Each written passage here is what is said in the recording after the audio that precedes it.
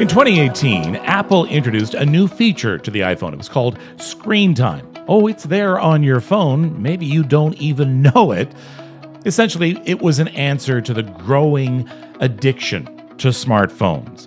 The idea, maybe if you saw how much time you were spending on your phone, you would spend less time and have more time for things like exercise or gasp, even reading a book. But if you're like me, you never look at that feature. In fact, you deny that feature is even there. You go out of your way not to look at it. But you're addicted. I'm addicted. According to a study done by OntarioCasinos.com, we Canadians spend an average of 3 hours a day in 2019 on our smartphones. 4 hours a day in 2021. 2 years later, more than 5.5 hours a day in 2023. You see the trend. It is going up and continues to go up to this day. But kicking the habit actually has great mental health benefits. Psychiatrist.com discovered that people who cut back on their smartphone usage, even temporarily, reported reduced anxiety and depression and increased overall life satisfaction. Smartphone addiction. Unplug and reconnect right now on the Mental Health Podcast. Seth Fletcher is an addictions counselor with the Canadian Centre for Addictions, the author of an article, Breaking Free from Phone Addiction. Hello, Seth. Thanks for joining me. Hi, Kevin. Thanks for having me on. So I realize I'm an addict to my smartphone. I'm ready to admit that. What I'm not ready to admit maybe it's not a serious problem, but any addiction is a serious problem, right? Correct. Addiction is a serious problem in that it encapsulates a behavior that's having negative consequences in a person's life, and despite those consequences, a person continues to do it anyway. So that's how we measure addiction, whether it's digital addiction, smartphone addiction, substance abuse, and the list goes on. And to be addicted to your smartphone is not a good thing. There are actually mental health implications, especially, and just simply implications that have an impact on all your life. That is correct. We definitely see a connection with mental health and addiction to smartphones. We see negative effects when it comes to personal relationships. We see negative effects because smartphone addiction also umbrellas other addictions like gambling, shopping, sex, pornography, even substance abuse. It makes connecting with dealers or accessing substances so much easier. So it really is a phenomenon within the last 10, 15 years that is really, we've seen a deterioration and an increase in addiction. What is a smartphone addiction? How do we actually describe what it is? Well, again, like any addiction, it does boil down to that really simple premise. If you're engaged in a behavior that is having negative consequences in your life, and despite the consequences, you continue with that behavior anyway. And the reason for that is, from a logical lens, a person could say, "Oh, that person's on their phone too much. Look at his relationship with his wife is deteriorating, or his kids, or he's gambling too much." But we have to look through the lens of the individual engaged in that behavior, because for those people, it's the best solution that they have to an already existing problem. So if you're checking your smartphone all the time, even if it's for, say, emails or texts from work, it could be illustrative of this person feels they're falling behind in work. This person feels anxiety about their professional performance. There's always an underlying issue. The addiction is the temporary solution or the best solution that individual has. And again, that runs the gamut: substance use, gambling, sex, pornography, and this sort of new phenomenon, smartphone addiction. An extensive study is done and is continuing to be done by U of T, McGill, and Harvard on addictions to smartphones, and they have on their site a survey that you can take to see just how addicted you are. So I took it. It doesn't look good for me. And again, I'm talking about me, but I think I speak on behalf of a lot of people who may have similar feelings towards their phone. So it says I scored a 47 out of 60, suggesting more smartphone addiction than 98% of men over 50 in Canada. Yikes. And some of the biggest problems I have is I can't live without it, would never give it up, use a lot longer than intended, and actually causes physical pain just from the way I'm holding it. So this is something, but I sit there though, Seth, and I know I shouldn't be sitting there. And I'm not just surfing, news items and things like that. I'm playing games. I'm doing a puzzle or something like that. The thing is, I know I shouldn't be doing this long. Is that pretty common? It's very common, and it's also a very good indication when a person starts asking themselves, am I addicted or am I engaged in this behavior in excess? It's usually a pretty good indication that you already know that you are. And further to that, it sort of harkens for us to be a little reflective and say, well, why? Why am I doing this? Why am I exhibiting this escapism or numbing from different emotions, thoughts, or feelings? Sometimes procrastination, or maybe it's anxiety. And at least for while I'm playing this game on my phone, at least I'm not thinking about what I'm anxious about. It doesn't solve our problem. It doesn't actually forward us into being able to navigate those things. It basically just kicks the can a little further down the road, to be dealt with at a later time. And that's a sign of a lot of addictions. And Absolutely. the smartphone addictions are no different.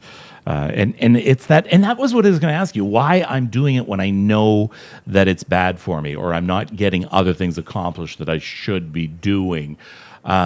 What's it doing to my brain? What is it? Is it providing a dopamine for my brain? Is it making me feel better? What's going on? Sure. I mean, there's a preponderance now, especially with the advent of the smartphone, for that instant gratification, which is a hallmark of addiction. From a medical standpoint, it illustrates a dopamine. Your body's craving dopamine, and when I get the high score on my video game, or I find out who the actor is in the TV show that I've been watching, I get instant feedback, and that courses dopamine through our neurotransmitters.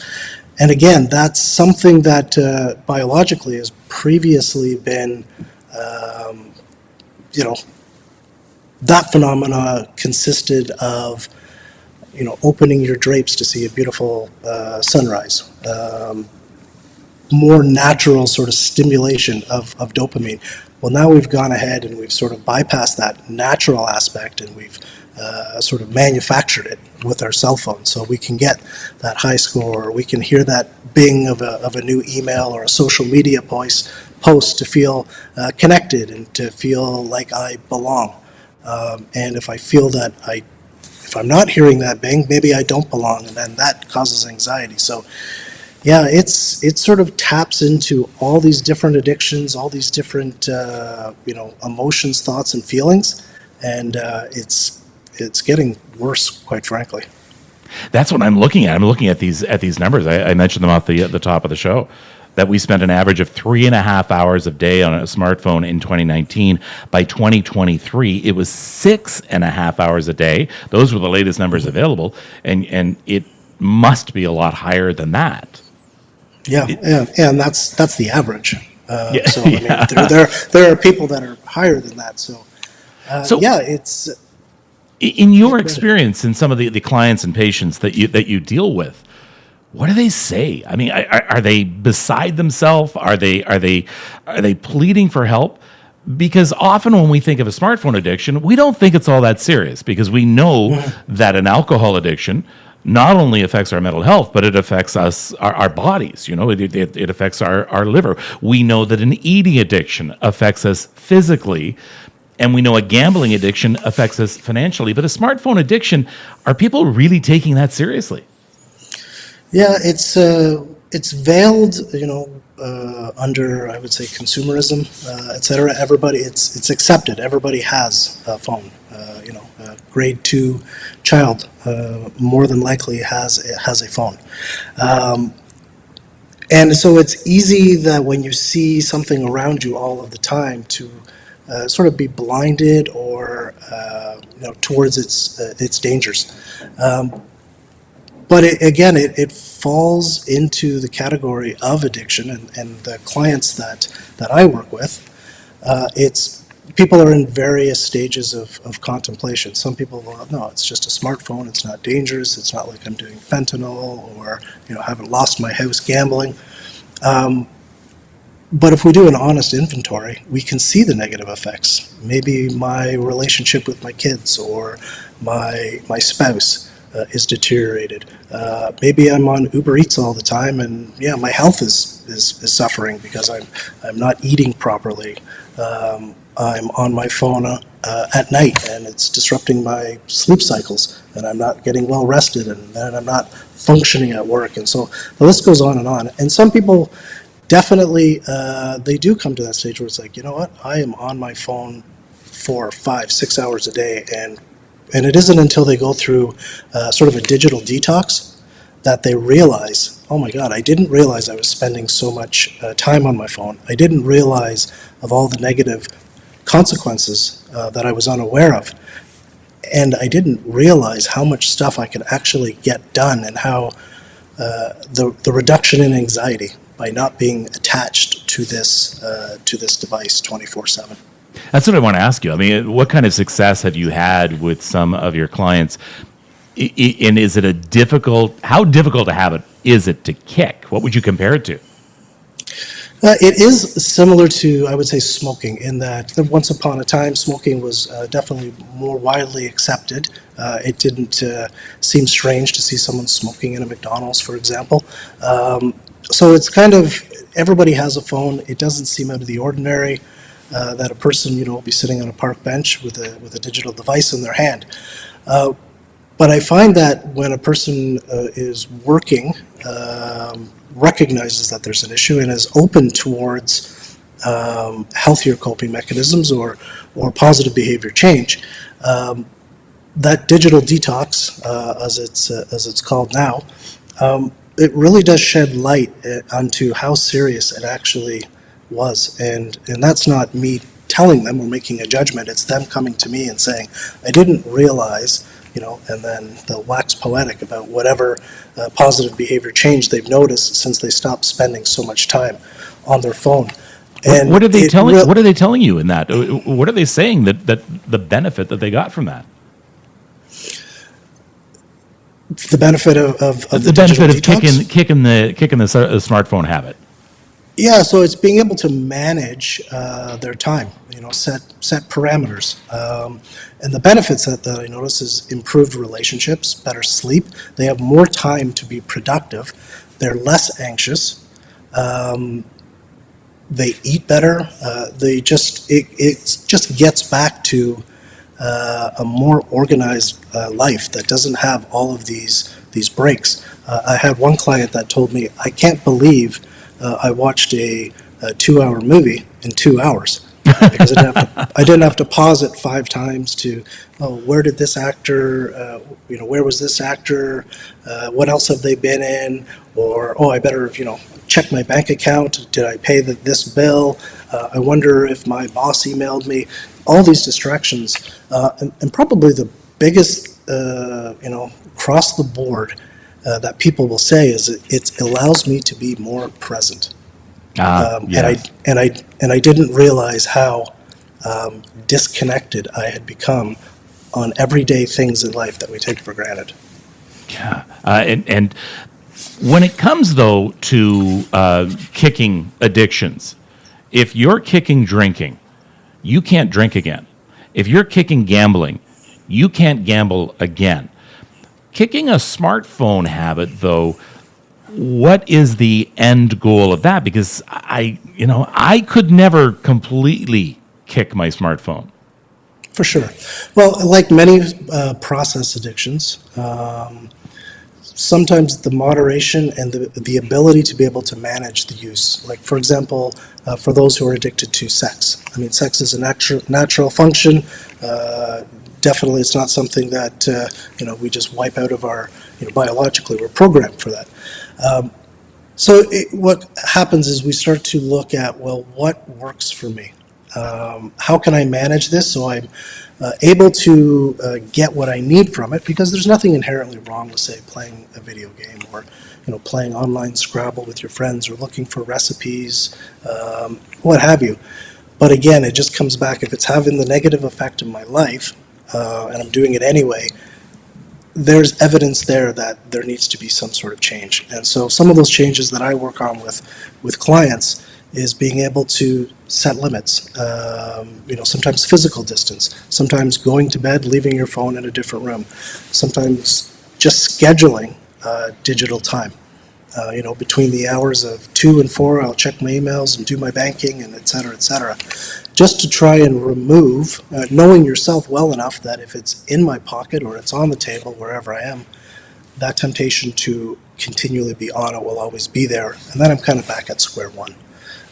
So it's being able to recognize, to set the limits for yourself, but also to recognize the emotions, the thoughts, and the feelings that I'm going through when I'm disconnected from it, because that's very telling as well. Many people have the experience going to a theater or the movies, and all of a sudden I'm not allowed to have my phone out, and that for some people can be very anxious. Mm-hmm. Oh, I haven't checked my Instagram in half an hour. Is Rome falling? And so that's a very interesting feeling to be to recognize in yourself, and it sort of leads a person to go, well, why am I feeling that? Because logically, it doesn't make sense that 30 minutes without me being digitally present, the world is going to be a much different place. But it really sort of illustrates the need to have more locus of control, more scheduling, just to be less subservient to this digital media. Okay, let's get into it now. Let's talk about the detox of it, and then let's talk about the management and the expectations that follow. So let's talk about the toughest thing first, and that is, what am I doing to set myself up for a detox? Is this a cold turkey kind of thing? No, not necessarily a cold turkey. And again, it always depends on the individual and what they're experiencing. For example, if someone is using their phone for gambling, and maybe a cold turkey, and let's go 30 days without our smartphone and then reevaluate. But for the most part, it will just be currently I have no limits. I have my phone, it's attached to me at all times. I take it to bed. It's the way I wake up. It's the way I it's almost like just a cloud brain that's also a part of me. So being from that, it's like, okay, well, let's talk about what's reasonable in terms of limits. Can we start off with a 3-hour break a day, or just scheduling it between certain hours, and then reevaluating? And what I find is that first there's this really visceral response, like, oh, well, I can't go 2 hours without my phone. What if the email and this, and I depend on it for this. Mm-hmm. They sort of dip their toe in the water, they try the schedule, and then what happens is you really see the snowball start to pick up momentum, because they will come to me and say, oh, I didn't realize how much time I actually spent doing this, and it actually didn't give me the positive effects that I needed. I thought being connected to my email 24/7 would make me more productive. I found the opposite. And so they start coming to me with all of these things that are happening in their life that are positive, and they want to say, you know what, I've gone ahead and I've decided that I'm only going to be on my phone from this time to this time. Let's talk about kids and teens as well. At what age do you recommend that a child get a cell phone? It's a very difficult question to answer. I would say, like with any technology, it's incumbent upon parents to add that structure, so that they get used to structured use from its infancy. If it's just sort of given to them and they can use it at any time they want, whenever they're feeling bored, et cetera, that will just become the coping mechanism, which we see in society today is not ideal.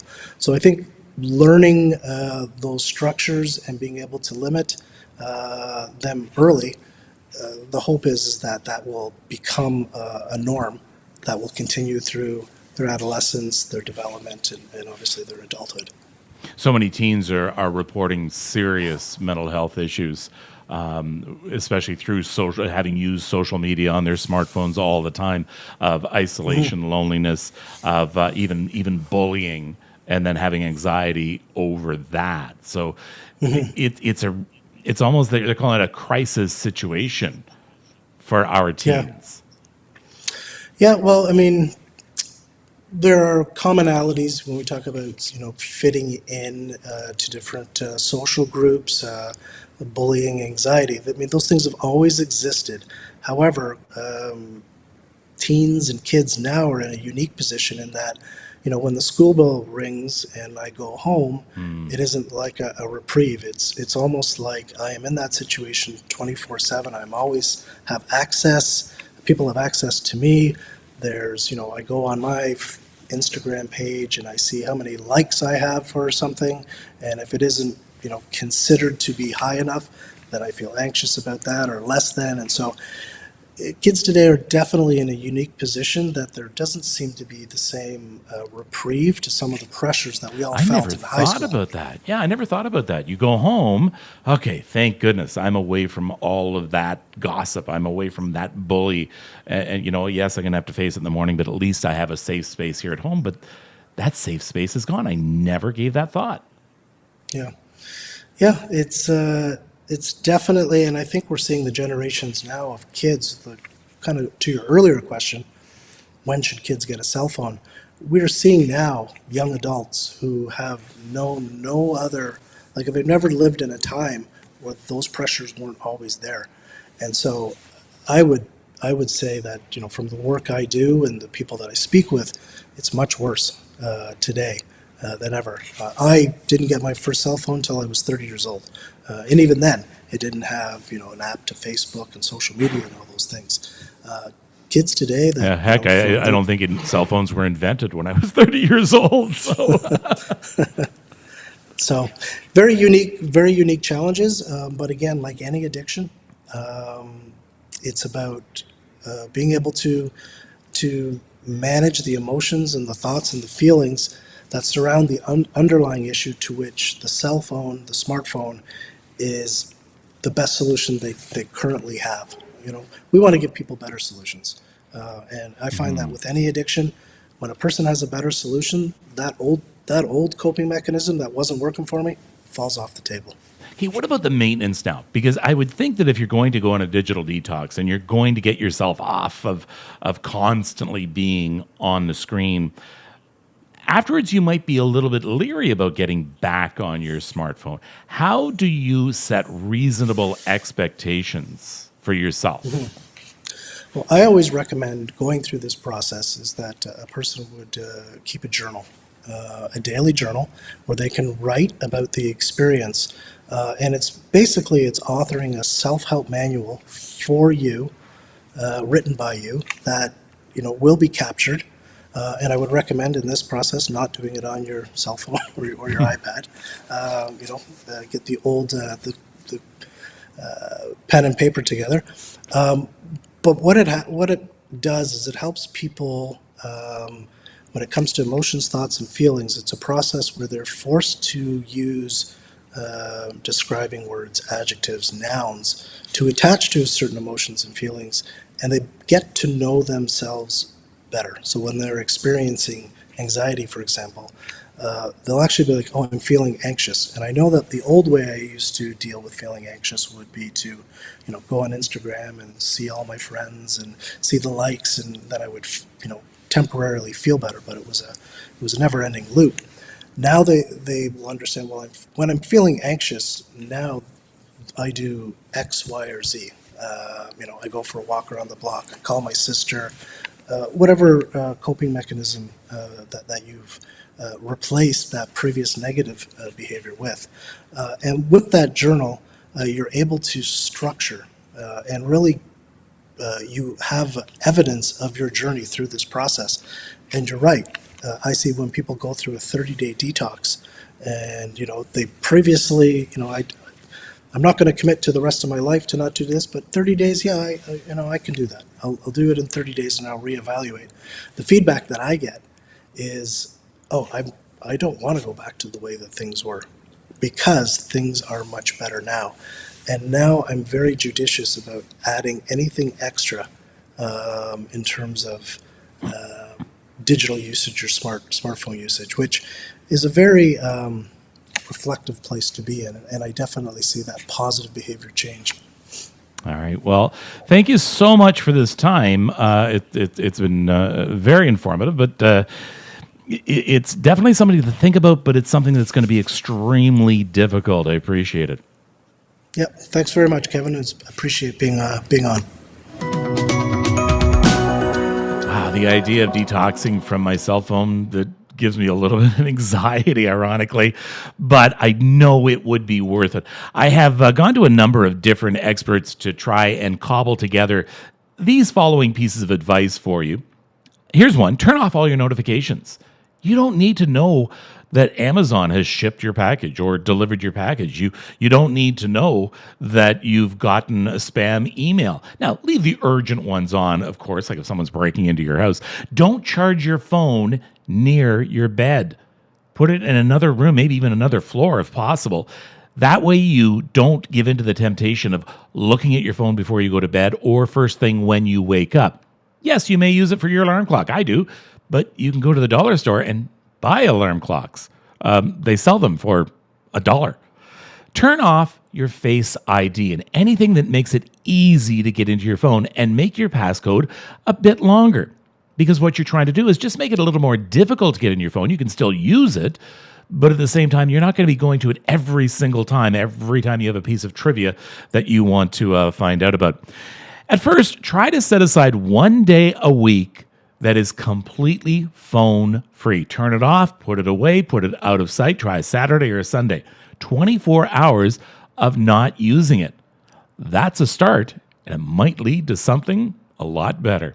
Good luck with it. We put a lot more resources for you on kicking this addiction and other addictions in general. Go to ontarioshores.ca/podcast. Thanks so much for joining me. Until next time, take care of yourself and take care of each other.